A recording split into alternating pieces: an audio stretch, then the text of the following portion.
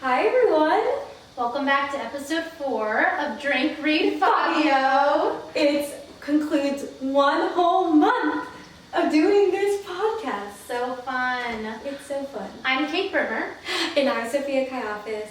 And this podcast is a little thing we like to do where we celebrate romance novels and the silly, cliche ones that you see in Barnes & Nobles with the naked man on the front cover. Sir Fabio. Yes. That you always look at and want to reach for, but never do because it's a little bit embarrassing. It's also just, maybe the content is always the best literature, but you have fun anyway. And that's what we're here to do. Exactly. But we never want to leave you with just a book that you wouldn't necessarily want to reach for, which is why at the beginning of every podcast we give you a book that we 100% recommend that we think everybody should read. Exactly. And so for this week's podcast, I'm starting off with the book, The Anxious People, which I'm sure you've seen everywhere. It's trending right now, but it is trending for a reason because this book is so meaningful. It is about a attempted bank robbery turns hostage situation. So it is a group of strangers that are all viewing an apartment that is for sale when a bank robber that tries to rob a cashless bank runs into once the bank teller says that she's going to call the cops, and basically locks himself in the room with all of these people and holds them hostage, but they honestly all end up becoming friends. And the relationship of how not all people are good or bad. Everybody, no matter what your demographic is, no matter what your views are, we all are on the same level page if you're an attempted bank robber or if you are a owner of a bank and are very wealthy. Everybody is the same, everybody's good people, and everybody's just trying to do the best they can do in life based on what life throws at them. Yeah. Which I think is really beautiful and really profound. I wanted to read the last page of the book to you all to kind of inspire you because it is honestly really meaningful and kind of gives you a sense of what the book is about. So it goes. The truth about all this, the truth is that this was a story about many different things, but most of all about idiots. Because we're doing the best we can, we really are. We're trying to be grown up and love each other and understand how the hell you're supposed to insert USB leads. We're looking for something to cling on to, something to fight for, something to look forward to. We're doing all we can to teach our children how to swim. We have all of this in common, yet most of us remain strangers. We never know what we do to each other, how your life is affected by mine. Perhaps we hurried past each other in a crowd today, and neither of us noticed, and the fibers of your coat brushed against mine for a single moment, and then we were gone. I don't know who you are. But when you get home this evening, when this day is over and the night takes us, allow yourself a deep breath, because we made it through this day as well. There will be another one along tomorrow. That's the end. That's nice. Isn't that so nice? Yeah. It's really a great book. I think everybody should read it. And yeah, I'm excited to read it. It gives you a new outlook on the world, especially in times like this where, there's wars happening, there's so many political arguments every day, the world seems so divided. It kind of brings you back to the basis of just human beings in general and how everybody's really just trying to do the best they can do for their families. Yeah. And in this book, 3 of the women that are part of the hostage situation end up sitting in a closet together, and they find that the person that lives in that apartment and is trying to sell it hides bottles of wine in their closet. So they pull out a bottle and just start sipping straight from it all together while they're telling their life stories. And it kind of reminds you that alcohol not only is like a carefree, fun thing to do, it also is something that brings people together and unites groups of people as one. Yeah. Which I think is really powerful and shows that, there are multiple meanings to what we do here, and we want to invite you guys to join us and sit down and become a part of our family. Yeah, exactly. Which I love. So, to make this drink, it's going to start off with sparkling red wine, because of course that's what they drink. I didn't even know sparkling red wine was a thing. Yes, very fun. We are amateurs with alcohol, so. course. So I'm actually gonna call this drink "Sitting in a Closet." Perfect. It's funny. So it's kind of my take on a wine spritzer, but it's going to be 4 ounces of sparkling wine. Oh, that's why it popped out and fell over the floor. Oh yes. Earlier. Because it's sparkling. Good. Yes, and this one is a stirrer. Stirrer. It's not a shaker. Not a shaky boy. Sorry guys, we couldn't bring the shaker out for you today. Offensive I know. shaker. And then we'll do 1 ounce of Aperol Spritz. Nice. Glug, Look, glug, look, glug, look, glug, look, glug. look. And then after your 1 ounce of Aperol liqueur, you're gonna do 2 dashes of bitters. Bitters. Because we're fancy ladies. Now you just give it a little mix. Give it a Stir little it stir. up, stir it up, stir it up. All right, and there you have it. Easy peasy. Lemon squeezy. Cheers. Cheers. Ooh, I like it. Me too. It's good. Mmm. That's nice. Okay, everyone. Are you ready Here we go. for this week? I cannot wait. Okay. So, this was my thought process for this week. We do love the Fabios. Yes. We are male lovers. Of course. But I was a little bit tired of all these misogynistic men. So we have a lesbian romance today. It's called The Care and Feeding of Waspish Widows. We've got these 2 women on the cover. It's a little bit... Cliche? Yeah, it's kind of Stereotypical? bad photo. It's stereotypical lesbians. Yes, we got the one that's like the more male, femme, and the one that's more masculine. So, yeah. Okay, so I'm just gonna get right into it. So, this takes place in the summer, it starts off in the summer of 1820. Okay, in so it's England. kind of a Renaissance-y book. Yes, yes. Love that. So, we have our 2 main characters. Agatha Griffin, who on the cover is the more femme one. She is 43 years old. She's a widow of 3 years, so recently widowed. And she owns and runs her own print shop in the city of London and prints a paper called The Menagerie.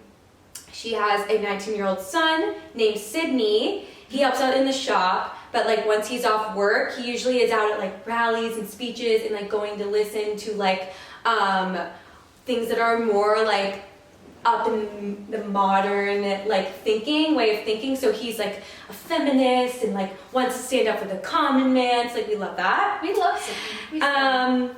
And then we also get to meet Agatha's apprentice, Eliza, who she loves and is like the best. And she has a little romance going on with her son, Sydney. Oh, yes. We got a double. Yes. And then our other leading lady is Penelope Flood. She is 45 years old. She's a beekeeper, but she lives in the country. Her husband is off working on a ship with her, Penelope's brother, so he doesn't visit often. But they weren't a love match, so it's okay. Like, she's like, you know, you can go off, do your job on the ship, and I'll be fine. Well, yeah, she's a lesbian. Yeah. That's why she's okay with it mostly. And then, but she's often seen sporting her husband's clothing, especially when she's working. So everyone in town like knows her as like the girl who wears like men's clothing, and it's like kind of like the gossip of the country, city, town, whatever. So when we first meet Penelope, she is at a funeral for one of her dearest friends, Isabella, and Isabella is a sculptor who's known for sculpting erotic statues. Yes. So, and when she got sick, Penelope took over caring for her bee garden. Aw. When she's at the funeral, she and a couple other people are taken aside to start, to get the reading of the will. So this includes Mr. Oliver, who's the vicar. Do you know what a vicar is? I have no idea. I didn't either, but he's basically a representative of the bishop. So basically, even though he's a religious figure, it's kind of also like he's a governmental figure because of the time period. Gotcha. Religion and government were so closely tied. Anyway, he's Isabella's nephew. Then we have Lady Somerville, who is his sister, and she's literally the worst. So she has Isabella's niece. Cute. And her husband. And then Mrs. Mosley, who is a poet and Isabella's longtime friend, also her lesbian lover. So we've got two gay couple. Well, we don't know. We don't have two yet. But we know there's going to be a gay couple. And there's already one, right from the get-go. And remind me, who is her lover? Who are the two that are together? So Mrs. Mosley and Isabella, but Isabella died. Oh, the one that passed Away. You. Yes. And then we have Mr. Oliver and Lady Somerville are brother and sister. Mm-hmm. So Mr. Oliver just gets money. The house and grounds and the statues go to Lord and Lady Somerville.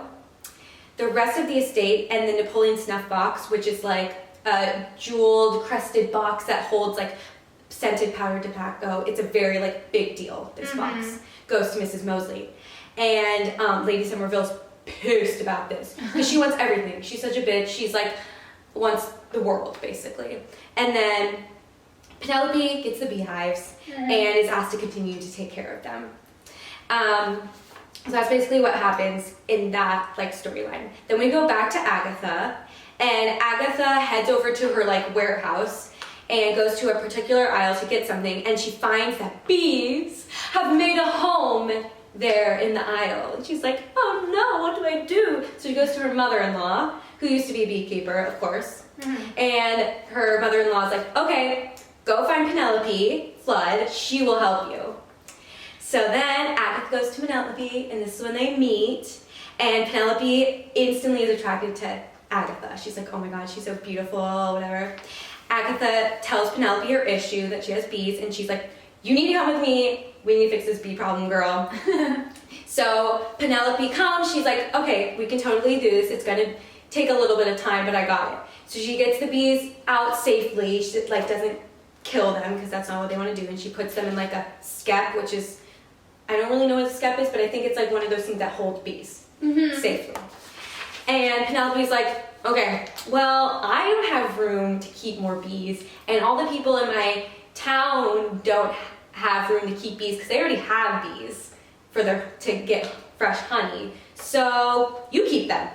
And Agatha's like, no way. I don't want any bees. I can't take care of bees. I don't know how to do that. And also, I'm never at the warehouse. I work in the city. And she's like, if I take them, then you need to come and take care of them. I'll keep them here, but you need to come take care of them. And Penelope's like, okay, I'll keep you updated. So then they start writing letters to each other about the bees to keep each other in the loop. But then they start talking about other stuff and talking about themselves, and then they become really good friends, and a crush is starting to form. And Penelope eventually writes that the honey crop is almost ready. So she's like, you need to come back to the warehouse to help me. Yeah, come back and see me. And also in this book, there's a shit ton about bees and the facts about caring for bees. And I was just like, get to the romance. I don't care. I don't care about bees and what you do. Sorry. Anyway, after they finish, Agatha is like, I kind of still want to hang out with you girls. So can I come help you, take care of the other bees that you have to take care of in this town? And Penelope's like, oh my god, yes girl, I would love that. And so then they spend the rest of the day together. And then Penelope's like, do you want to go to dinner with me? She asked her out? Yeah. And Agatha's like, yes. And so they go to her go-to place, the Four Swallows. And at the restaurant, they meet this singer named Nell, who is she usually goes and sings popular tunes of the town. Not full-on songs, it's those ones where it's Don, you went to the carriage and he grew some flowers. It's stupid things like that. Anyway, she'll become more important later in the story. No. But now, she's a singer at this restaurant. After that visit, Agatha visits once a week. She starts going once a week to visit Penelope. She's She's gone. She's gone. She's full on in. And one of their days hanging out, Agatha's asking Penelope like about her husband and like what he does. And Penelope tells her that her husband and her brother work together on the ship, and then kind of like secretly, like underhandedly reveals that her brother and her husband are lovers. So we got another gay couple. That's kind of cute though, because they're kind of each other's beards. Yeah, exactly. Because she's like, well, they're in the family, so no one suspects it's weird that they're always together. Mm-hmm. That's helpful, actually. She's like, I can be a lesbian, and you can love my brother. Yes, but this is the thing though, because Penelope is a woman, she has to look like a devoted wife. Oh. So Agatha's like, that's great and all, but that means that you can't love who you want to love because you have to present yourself as this like devoted wife. And he's off on the ship and no one knows what he's doing because he's alone with your brother. So she kind of just has to like put aside her needs or like kind of just be in secret all the time. And she feels guilty to love someone else because she's married to someone. That's hard. As a woman. So then they're spending the day together. They go to the estate and the sculpture garden is empty. All these erotic sculptures are gone. And Penelope's furious because she's like, I think Lady Somerville has something to do with it. Like she either like sold them or ruined them, like something happened. Because technically they belong to her. They belong to her. So she can do whatever she wants with them. But like this woman, like her aunt was like, this was like her creations. Her career. Yes. Were these sculptures. All her art. And she like disposed of them. We don't know why or what happened to them. So Penelope's like, I'm gonna find out. And then there's this whole like political side of the book, which was just kind of like, I think she wanted to like bring history into it, but it kind of just made it boring. So I'm not gonna go into that. But anyway, the Queen and King are having issues. Okay. And Lady Somerville has invited all the ladies in their town to protest for the Queen's rights in the city, and which includes Penelope because she lives in the town too. So Penelope writes to Agatha to tell her that, and then she asks if she can stay with her in the city. So of course Agatha says yes because she's like, oh my god, she's gonna come stay with me. And when Penelope shows up, Agatha has no guest rooms, so she has to sleep in the same bed with Agatha. I was like, oh my god. Like, it's a sleepover, it's fine. It's a sleepover. We're just gals having a sleepover. Yes. And Agatha's like, you know, I'm gonna stop working for the day and just show you around the city and we're just gonna have fun. Cute. So after a long day of hanging out, they end up sleeping in the same bed. But like nothing happens, which was so boring. Because you were waiting for it probably. I know, it was like, oh my god, this is the moment. Nope. Both of them reveal though to the reader that they're like, I want to touch her so bad, and I'm trying to restrain myself, and this is horrible, and I can't sleep at all. Aww. It's just this whole thing. Like it takes so long for them to get together.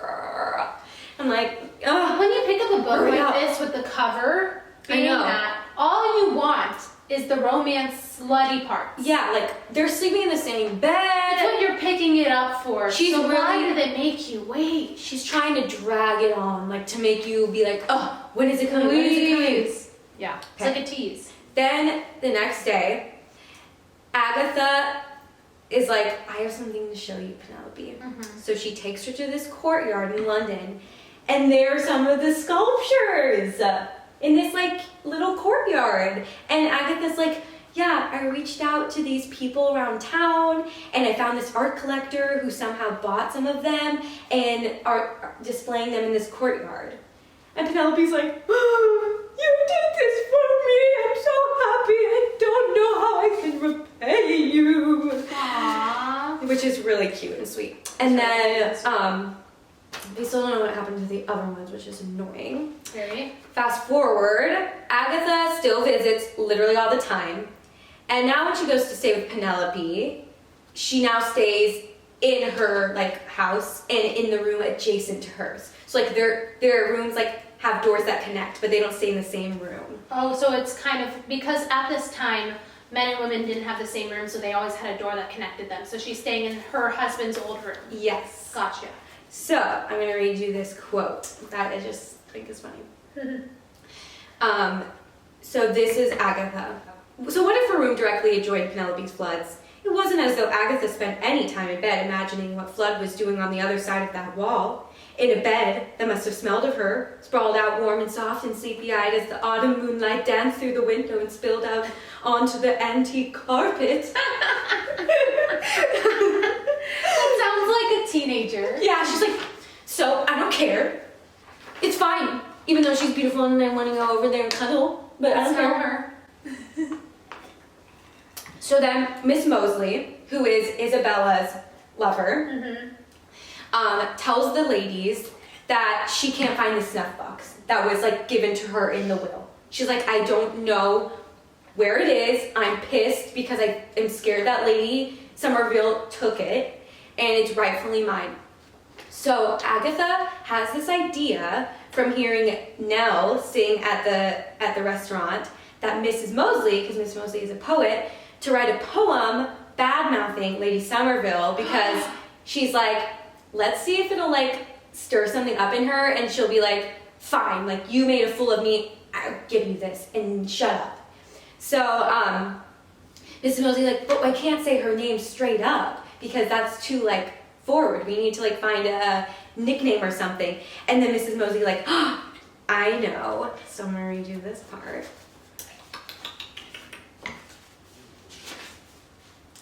Okay, so she goes, okay, well, I can't use her name, but she does have another name, but her other name is not something you can rhyme with. And she's like, whose last name? She said, Lady Somerville's, of course. Somerville's only the title. The Viscount's family name is actually Spranklin. Ew. And she goes, it's what? And she said, if it weren't for the courtesy title, she'd be Mrs. Archibald Spranklin. Spranklin. So she creates this whole song called Lady Spranklin, and it's like this whole joke that becomes this huge song. Everyone knows it. Now it becomes famous. Nell singing it. It's like this huge deal. And she ends up actually making a song out of it. Very cute. Mr. Oliver, Lady Somerville's brother, finds out that Mrs. Mosley wrote it and says, you can't live in the estate anymore, even though you technically have part of it from the will. I'm kicking you out. How is that fair? Because of, hurting my sister's feelings. How is that fair, though? It's partly hers. Because he's, one, a man, and two, because he's a high representative in the government. He basically can do whatever he wants. Because she basically offended a lady of society. Yeah, it's annoying. Stupid. So Mrs. Mosley goes to Agatha and she's like, because he's like, you can't even stay in our town. You need to go to the city for a while and then you can come back. So she goes to Agatha because she knows Agatha's in the city and she's like, I need a place to stay and work because I've been kicked out of the estate. I see where this is going. And Agatha's like, and asks Agatha if she can print her poems in the paper. Mm-hmm. And Agatha's like, okay, I'll pay you for the, part of your pay for the paper if it sells. So they come up with a pen name or whatever, like a secret name called the Widow Wasp, which is where our title comes from. Love it.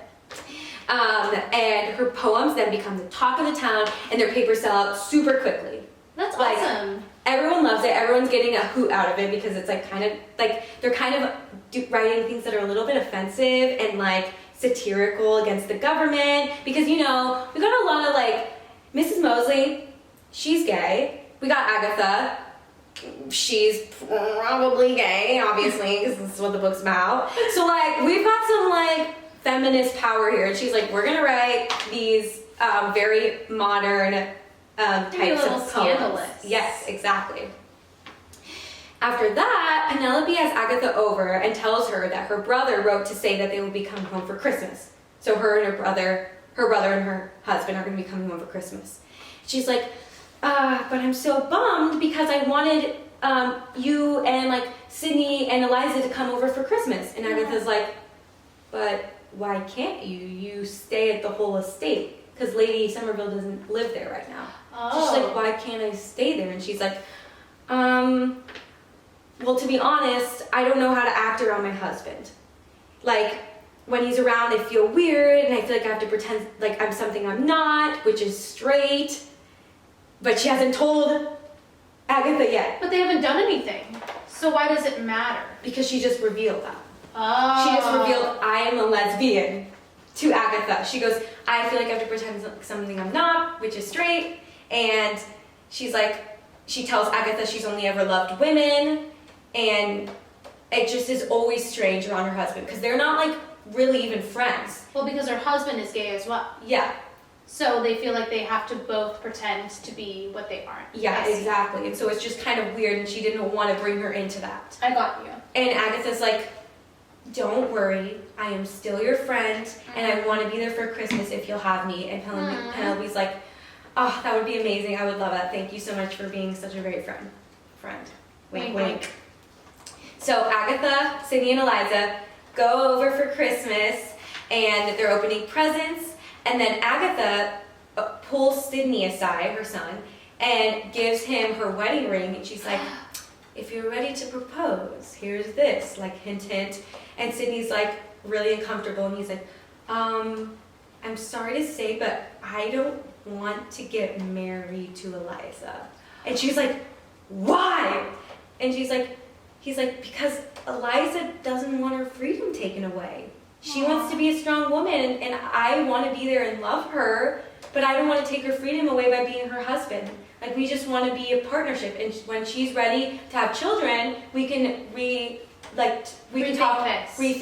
getting married, but right now we just want to love each other and be together, and I don't want to take her rights away. That's so nice. Because the husband basically gets everything. She raised such a good boy. Exactly. But then Agatha throws a fit. What? She's pissed. Why? She's like, you can't do this to me, because she's scared. Oh. Because she's scared for Eliza's safety. Because basically if people find out that she's like fully invested in a man that she's not married to, that they're going to think that she's some kind of like... harlot. Yeah, exactly. And she's like, I'm really scared. But she doesn't say that. She's just like, I'm pissed. You need to marry her. Blah, blah, blah. You can't do this. And Sydney's like, you can't make me. I'm going to do what I want, basically.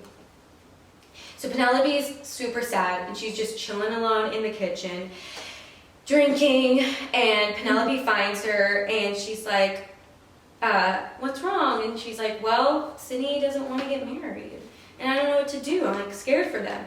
And Penelope's like, I get that, but I also get where he's coming from. Because, like, there are these laws that aren't fair, and I think women have way less rights and than the men do. So this is what she says. Perhaps if I hadn't married John, I wouldn't feel as though we're betraying him to love someone else. Someone else? Who, Penelope? She goes, it doesn't matter. Mm-hmm. And then Agatha goes, okay. When I was younger, I thought kissing was something only girls did, like young girls. Like, you know, you just messed around, you kissed your friends to see what it was like in practice for when you actually had a husband and all this stuff. And she says, but lately I've been thinking perhaps it's not something I'm going to grow out of after all. And then Penelope's like, you're saying you could love women? And Agatha's like, not just that. I'm saying I could love you! Aww! Yeah! It's a long time to get there. I know. Oh my god, this is page 288. Oh my. So this is like the end of the book. That they're finally, like, professing their love for each other. It's a long time. Then they kiss and go upstairs and have sex on Christmas. Ooh, what a present. I know! The Christmas they'll never forget. Oh my gosh. Should be the title. Yeah. So after they have sex, they don't sleep in the same bed after, though, because Agatha's scared that someone's going to find them. The next day, there's this notice that goes out to everyone saying if you hear or see anything blasphemous or seditious, to turn people in. Like, the government is, like, freaking out because, obviously, Mr. Oliver, Lady Somerville, everyone's like, all these poems that are going out in the paper. It's ruining my reputation. Oh my God. So they're like, turn someone in if you hear anything.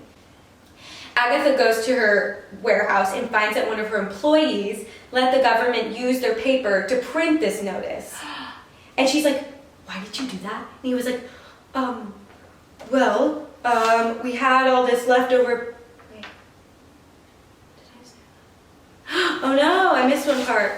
Oh well. Doesn't matter. No, we'll just skip over it. Anyway, it does matter for what I was about to say, but I'll just skip over that part. Okay, so Agatha comes to find out that one of her employees let the government use the papers to print the notice. And she's like, I can't stand for this because I don't believe in that. I don't think they should turn people in for speaking their mind. It's freedom of speech, whatever, but freedom of speech wasn't really a thing then. Yeah. But she's like, show me how much they paid you. And he shows her and she's like, okay, that's a lot of money. So we're gonna keep it, but we're never doing this again. Don't tell anyone. And then she's like thinking and she's like, but wait, where did they get this money from? Because this is from like Lady Somerville. And she's like, Lady Somerville sold the statues to get this money to pay for all this paper to send out these notices to get her name. That's so evil. Back, yeah. And so they go to the Four Swallows later that week and they're like pissed, talking about what they're gonna do. Nell is performing and her husband comes in and creates this whole scene. Like he's the worst. Nell's husband? Yes. And basically takes all of her tips and is like, they're mine because I'm your husband. So I'm taking them. And you need to get off that stage and come home.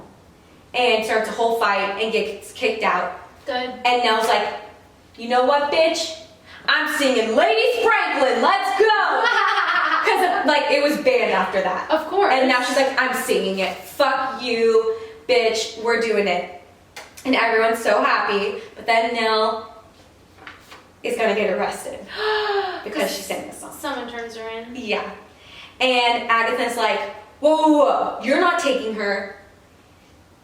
Fine, I'll give you the money. I'm giving you all this money so that she won't have to go to jail. And Nella's like, well, I can't go home because my husband might hurt me or hurt my son. Like, I don't know what to do. And so Penelope asks Mrs. Mosley if Nell can go live with her and bring her son. And Mrs. Mosley says yes. Aww. And so Nell and her son go to live in her house. Aww. But this makes Lady Somerville pissed. Of course. So she's like, I thought this was the end of all this, but now you keep making everything better. So she's like, this is the last straw. So the next day, they go out to the bee garden, and Lady Somerville is like, I'm going to tear it down. Sorry. She found a loophole around the will to say that, she said, the bees are yours, but the bee garden is mine because it's on my grounds. So I'm destroying it, and all the bees with it. That's Unless terrible. you can find a way to get the bees out safely. And she's like, I don't know how we're going to do that so quickly because it takes, like, you have to be really careful, you're going to kill them. She's like, you're messing with the wrong gal. So they figure out a way that they're going to do it. So they rally Agatha, Penelope's brother, and her husband, and they go out in the middle of the night to go steal all the beehives and get them to safety. But they almost get caught by the soldiers, so Penelope's husband makes this whole scene and like starts yelling to distract the soldiers. Then he gets arrested. I know. And the soldiers are like, well, we can't prove that you stole the beehives because there's no evidence, but you did create a disturbance. So he's sent to the stocks, which is like basically when they like put his arms and his legs and then they let people throw vegetables or even worse, rocks at him all day. That's his punishment. So awful. So Agatha and Penelope are like, what are we going to do? We can't let that happen to him. Like, people could really, really hurt him. And they're like, okay, we're going to create this plan. That we're going to take the stingers out of these bees, put them in glass jars, and release them so it'll make everyone want to leave. She takes the stingers out. She stands in front of the whole crowd before it even starts. Well, actually, some people start throwing stuff, but basically it just started. And she's like, I'm going to drop this if you don't let him out. And Mr. Oliver is like, sorry, no, and she drops it and the bees swarm and all the people are freaking out, so they don't show up all day because there's all these bees around, and so the whole day he doesn't get hurt because no one wants to come near him because there's all these bees. I love it. And then all the soldiers are like, well, he lasted here the whole day, so I guess we have to let him out. Mr. Oliver is pissed. Everyone's pissed. So it's just like back and forth, back and forth. So he's like, okay, so now no one is allowed to own bees unless we as a society or like government or whatever approve that they are capable of handling bees with safety. And Penelope's like, you can't do this, because she knows he's going to take away her bees. Of course. And she's like, you can't do this. I like need my bees, they're my livelihood, everything. And she's like, fine, if you do this, I'll tell everyone that your sister used the money from those erotic sculptures to pay for the society's needs. And he's like, this is going to ruin her reputation because she's using these, like, salacious, is that the right word? Salacious? I think so. Like these scandalous sculptures to pay for, like, things that are supposed to be high society. Mm-hmm. And he's like, okay, fine, it won't take away your bees. She's like, yippee, we won! And a couple days later, Agatha goes to visit Penelope, and Penelope's like, I have something to show you. And it's the Napoleon snuff box, covered in honeycomb. So Isabella knew that she had to keep it safe from Lady Somerville, so she hid it where she wouldn't look, in the bee garden. And the bees like covered it and made a home on top of it and covered it with honeycomb. Aww. So they found it. That's a sweet ending. And then Penelope asks Agatha to come live with her in the country. Aww. And Agatha's like, I can't. I have my son and my job in the city. Like, I can't do that. So she leaves, and Penelope's really, really sad. And she goes back home, and she's sad, and she's like, Agatha's sad, and she's looking through all her work, and she's like, honestly, like, I've divvied up all my work to, like, Eliza. Like, she's kind of taken over now. So I'm not as important anymore. So you know what? And she goes to Eliza and her son, and she's like, I trust you guys. You have everything under control, and I'm passing off my leadership to you. She's like, I'm still going to be the boss and oversee everything, but you guys are the heads now of our business, and you're going to lead it together, and I trust you to do this together. And she goes off to live with Penelope in the country. And that is the care and feeding of waspish widows. Yay! That was sweet! Yes. So for the last part, I'm going to have you read a couple different sexy quotes. I love it. On nights like this, standing beside a woman who looked like that, it was extremely trying to remain a respectable widow. Respectable. Agatha clenched her hands so tight her knuckles creaked. A respectable widow! You need so a chug, hard. by the way. Oh my god, yeah, you drink all of yours. Jesus. Chug, chug, chug, chug. The sermons were wrong. How was it fire and brimstone? How was a dress of soft white muslin, laced tight around every dip and curve of sturdy Penelope Flood? All those snowy, delicate folds just waiting to be ruined by clutching, ink-stained fingers. All those sermons were wrong. All those sermons were wrong! It made Penelope instantly begin wondering what else was underneath that billow of fabric. She knew she oughtn't let herself think of it, but it had been such a long and trying day, she simply didn't have the strength to keep her imagination in check. She'd be more virtuous tomorrow, she promised herself, and fixed the sight of Agatha Griffin's ankles in her memory. She's like, her ankles! Those bare ankles! I gotta remember that. Gotta remember that for later tonight. Yeah, I gotta remember that when I'm all alone in my bed. Her ankles! Love it. Okay, this one, you're gonna laugh out loud. Okay. Just get ready. Oh my god, I literally screamed when I read this. Okay. Can I show you something? Anything, Agatha breathed, but she was still surprised when Penelope pulled a small box from her bedside table and opened it up to reveal, well, a respectably sized dildo. made from sleek walnut.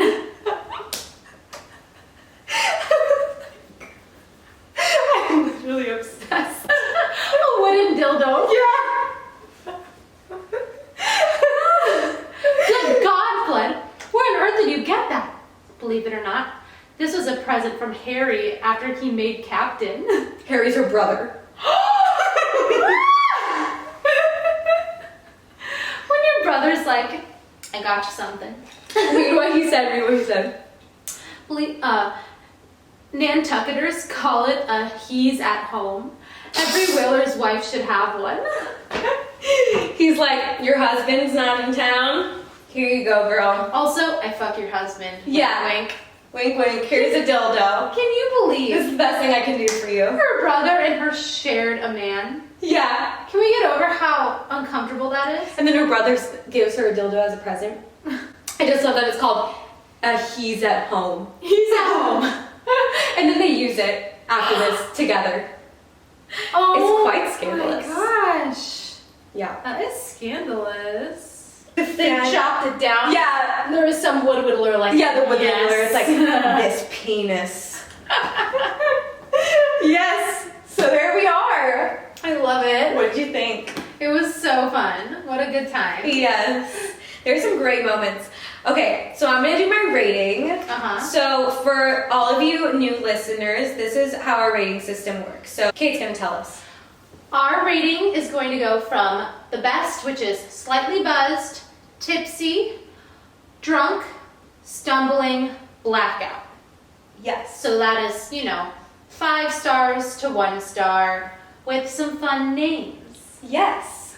So I am back and forth about this because generally it wasn't as ridiculous as the cowboy wolf one. It was pretty cute. There were a lot of cute moments and generally that's a good story. Nothing weird really. But it was kind of boring. There's a lot of parts in it where it was just about the politics at the time and not really about the romance and about all these other people Nell and Mrs. Mosley and all these random names. It takes a long time to get there. Yeah, and I'm okay, but It's when you slow. have the cover with 2 women looking seductively at each other, you expect the book to boom, in the first 100 pages they're already in a romance. That's what you want. Yes, but it just takes so long, and I'm it's kind of boring. So it's in regards to how crazy it was, ridiculous, I would say it was maybe slightly buzzed, maybe tipsy. But in an enjoyment level, actually reading this and being this is genuinely a good book. Stumbling.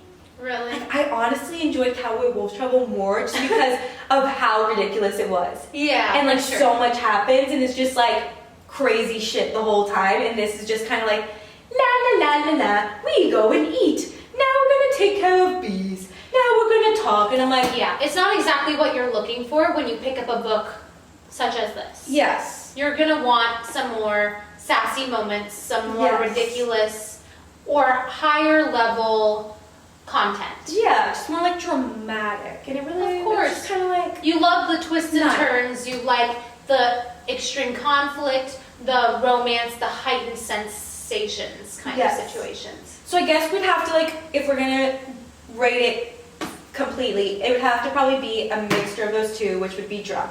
Great. In the middle. In the middle. So another drunk for me. Love it. And that is The Care and Feeding of Waspish Widows. Great. That was awesome, Sophia. Yes. Quite we an love the entertaining story. inclusivity. Oh, and I'm sure we're going to be seeing a lot more of that coming up as well. All right, everybody. I hope you enjoyed that telling of our book of the week. Cannot wait for you guys to join us next week when it is my turn. Yes. I started the book today, and it is so ridiculous. I cannot wait. I am so excited. Every week, this is just such a fun time. I love hearing these plot lines. For It's sure. amazing. Don't forget to go pick up Anxious People at your local Barnes & Noble. Yes. And join us next week. Yes, like, subscribe our podcast, follow us on Instagram, TikTok, go watch us on YouTube if you want to see us make our drinks, or watch any of our previous episodes, and we're on Spotify and the Apple Podcast app. All that jazz, you know it. And we'll catch you next Tuesday on Drink, Read, Fabio!